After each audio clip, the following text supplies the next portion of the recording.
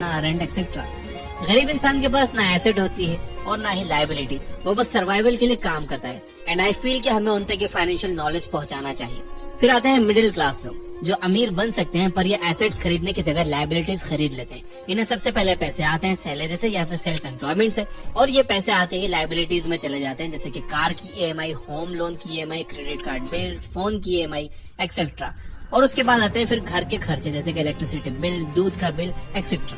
तो उनके भी एसेट कॉलम खाली रहता है क्योंकि ऑलरेडी खर्चे तो बहुत हैं, लेकिन उन्हें हर महीने लायबिलिटीज भी तो खरीदनी होती है दूसरों को दिखाने के लिए, खासतौर से उन लोगों को दिखाने के लिए जिन्हें वो पसंद नहीं करते हैं। और तीसरी कैटेगरी में आते हैं अमीर लोग। एक अमीर आदमी अपनी एसेट जैसे कि stock, real estate, bonds, patents, businesses etcetera, इनसे ही इतने पैसे जनरेट कर लेता है कि उससे ही वो अपने घर के एक्सपेंसेस जैसे कि इलेक्ट्रिसिटी बिल, फूड वुड को क्लियर कर देता है। और तो और वो अपने एसेट्स के पैसों से ही लायबिलिटीज खरीदता है, एंड जो भी एक्सेस कैश बच जाता है वो फिर उससे एसेट्स खरीद लेता है। एक अमीर इंसान हमेशा ये जानता है कि उसकी इनकम से पहले वो एसेट्स खरीदेगा और फिर उन एसेट्स से होने वाली इनकम से लायबिलिटीज खरीदेगा। The rich invent money. 1876 में जब सर अलेक्जेंडर ग्राहम बेल ने टेलीफोन को पेटेंट कराया, तब उन्हें एक्सट्रीम हाई डिमांड की वजह से बहुत सी प्रॉब्लम्स फेस करनी पड़ रही थी। लोग टेलीफोन डिमांड किए ही जा रहे थे और उनके पास उतने टेलीफोन्स की सप्लाई ही नहीं थी। तो फिर वो विलियम ऑर्टन के पास गए, जो कि उस टाइम सबसे बड़ी कंपनी वेस्टर्न यूनियन के प्रेसिडेंट थे। ग्राहम बेल ने अपना पेटेंट सेल ऑफ करने के लिए उनसे $1,00,000 की मांग की, जिसको विलियम ऑर्टन ने पागल हो क्या बोलकर रिजेक्ट कर दिया। जिसके बाद ग्राहम बेल ने AT&T फॉर्म की, जो बाद में $1 मिलियन कंपनी बनी। ये देखकर विलियम ऑर्टन को ये रियलाइज हुआ कि उनसे कितनी बड़ी गलती हो गई है। अगर वो टेलीफोन का पेटेंट खरीद लेते तो क्या ही हो जाता। हमेशा याद रखो, it's not the smart who get ahead but the bold. ज्यादातर लोग अपने पैसों को लेकर बड़ा सिक्योर खेलते हैं, जरा भी रिस्क नहीं लेते, क्योंकि उन्हें लगता है कि अगर वो रिस्क लेंगे तो उनके पैसे डूब जाएंगे। और इस डर को हराने के लिए आपको अपना फाइनेंशियल IQ हाई करना चाहिए, ताकि आप अपने डेस्क जॉब छोड़ सको और अपने बिजनेस आइडिया से $1 मिलियन कमा सको। आज से 400 साल पहले हम जमीन को एसेट मानते थे, जिसके बाद जितनी ज्यादा जमीन वो उतना ज्यादा अमीर। फिर इंडस्ट्रियलाइजेशन होने की वजह से लोग फैक्ट्रीज और ऑफिसेज को एसेट्स मानने लगे, और आज की मॉडर्न एज की बात की जाए तो हम इन्फॉर्मेशन का एसेट मानते हैं। पर यहाँ समझने वाली बात ये है कि information today is infinite and daily नई नई चीजें आती ही जा रही हैं। पहले के जमाने में ये सब पॉसिबल नहीं था, लेकिन आज चैट जीपीटी और AI के जमाने में ये सब पॉसिबल है। तो प्लीज अपना टाइम सीखने में और एग्जीक्यूट करने में लगाओ, क्योंकि आप जितना ज्यादा सीखोगे उतना ज्यादा आप बोल्ड और कॉन्फिडेंट बनते जाओगे। Work to learn, don't work for money. एक बार रॉबर्ट कियोसाकी इंटरव्यू देने के लिए सिंगापुर गए थे। एक यंग लेडी उनका इंटरव्यू लेने वाले थे। इंटरव्यू के बाद उस यंग लेडी ने कहा कि मैं भी आपकी तरह बेस्ट सेलिंग ऑथर बनना चाहती हूँ। अब क्योंकि वो बहुत अच्छा लिखती थी, रॉबर्ट ने पहले ही उस यंग लेडी के कुछ आर्टिकल्स पढ़े थे और रॉबर्ट को वो आर्टिकल्स बड़े अच्छे लगे थे। तो रॉबर्ट ने बड़े कैजुअली उस लेडी से पूछ लिया कि इतना अच्छे लिखने के बावजूद भी तुम राइटिंग को फुली पॉजिटिव क्यों नहीं करती। जिसके बाद रिस्पॉन्स से उसने कहा कि सब कहते हैं कि मेरे आर्टिकल्स, बुक्स बहुत अच्छे हैं, पर कोई उन्हें खरीदता ही नहीं है, इसलिए मैं इस न्यूज़पेपर फर्म में काम करती हूँ ताकि मैं अपने बिल्स को टाइम टू टाइम पे कर पाऊँ। क्या आपके पास मेरे लिए कोई सजेशन है? रॉबर्ट ने इमीडिएटली रिप्लाई किया यस, और कहा कि मेरा एक फ्रेंड है जो सेल्स सिखाता है, आपको उनके सेमिनार्स अटेंड करने चाहिए। सुन के यंग लेडी एकदम गुस्से में आ गई और रॉबर्ट से कहने लगी कि आप मुझे फिर से स्कूल जाने के लिए कह रहे हो, अब मैं सेलिंग सीखूंगी।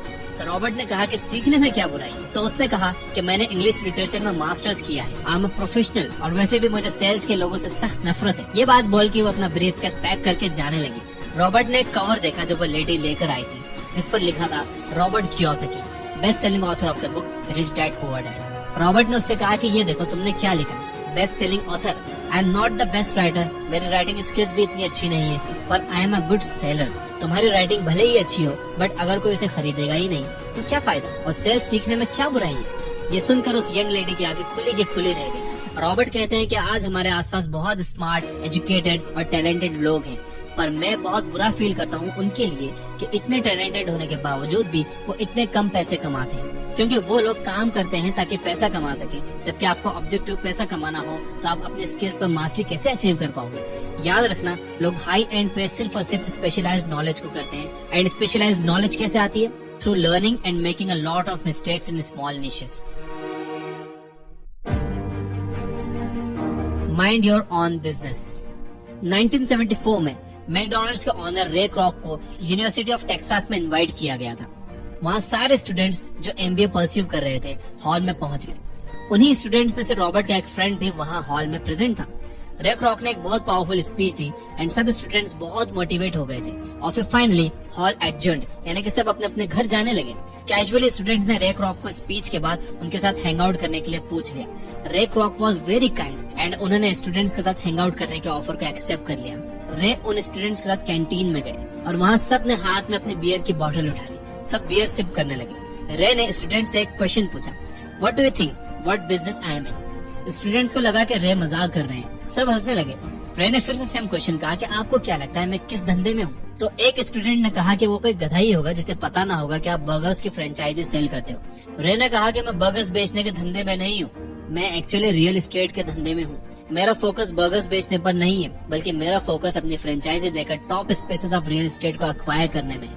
आज हमारे पास कैथोलिक चर्च से ज्यादा पीसेस ऑफ लैंड है, वो भी वर्ल्ड के पॉश से पॉश प्लेसेस पर। रॉबर्ट का फ्रेंड जो रे क्रॉक से क्वेश्चन पूछ रहा था, आज उसका कार वॉशिंग का बिजनेस है और वो कार्स को वॉश करने पर फोकस नहीं करता, वो कार वॉशिंग के नाम पर ज्यादा पीसेस ऑफ रियल एस्टेट को अक्वायर करने पर ध्यान देता है। दोस्तों, फोकस हमेशा रखो एसेट्स अक्वायर करने पर। आज रॉबर्ट लोगों से पूछते हैं कि what business you are into, तो लोग कहते हैं कि I am into the business of banking. मैं पूछता हूँ क्या आप बैंक ऑन करते हो, वो लोग कहते हैं नहीं। यही तो दिक्कत है, बहुत सारे लोग अपने काम को अपने बिजनेस से कंफ्यूज करते हैं। आप किसी और के लिए जो काम करते हो वो प्रोफेशनल वर्क है और जो आप अपने आप के लिए करते हो वो आपका बिजनेस है। आई नो वीडियो थोड़ी लंबी हो गई है, बट एंड में मैं आपसे यही कहूंगा कि अगर आपको वेल्दी बनना है तो start minding your own business, keep your day time job, but start buying real assets, not liabilities.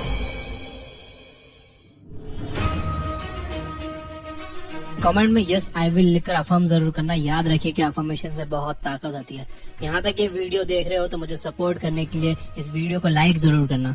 अपना फाइनेंशियल IQ बढ़ाना चाहते हो, फाइनेंशियल एजुकेशन चाहते हो, तो ये बुक ऐप डाउनलोड कर लो, जहाँ पर 400 से ज्यादा फ्री बुक समरीज है बिना किसी एड्स के, वो भी हिंदी में। Finally, you guys are amazing. Keep reading, keep learning, keep growing. Thank you for watching.